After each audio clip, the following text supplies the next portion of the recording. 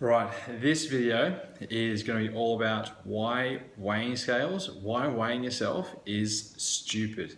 Look, it does have its place, but really at the end of the day, it is pointless. I want you to ask yourself, what is it really measuring? Seriously, what is it actually defining? If your goal is weight loss, if your goal is, well, change that. If your goal is fat loss, weighing yourself doesn't actually tell you you're losing fat.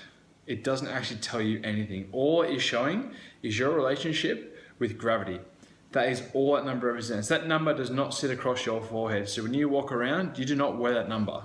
You could be quite heavy on the scales, but actually look pretty fit and pretty trim.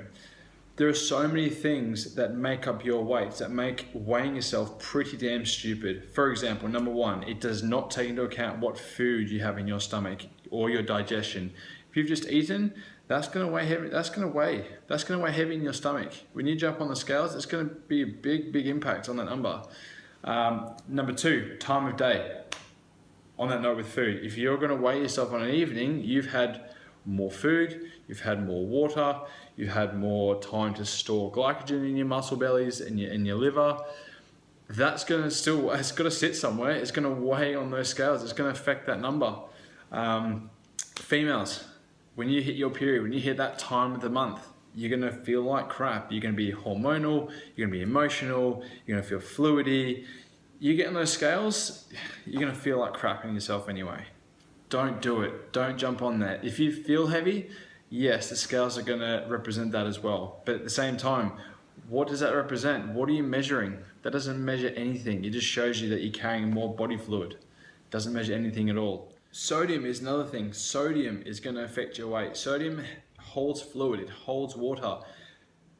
I've had clients in the past where they go out and have a meal out somewhere where, yeah, chances the salt content of that meal is going to be quite high.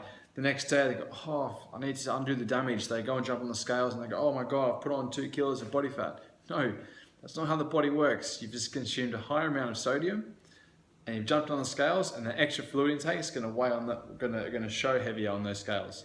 If you want to weigh yourself, that's fine, but just understand that it does not define you. It does not mean you are getting a result or not. It does not mean you're successful.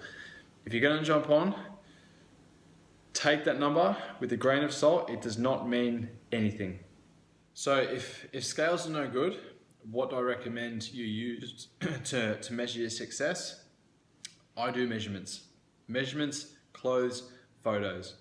They are the best tools to use. If your measurements are going down, your clothes are fitting better, you're feeling good overall, your energy is improving, your strength improving, in my opinion, that's the main thing. If your goal is to lose weight and feel better, get fitter, healthier, have a healthier lifestyle, those are the things you should be using as your deciding factor if you're successful or not.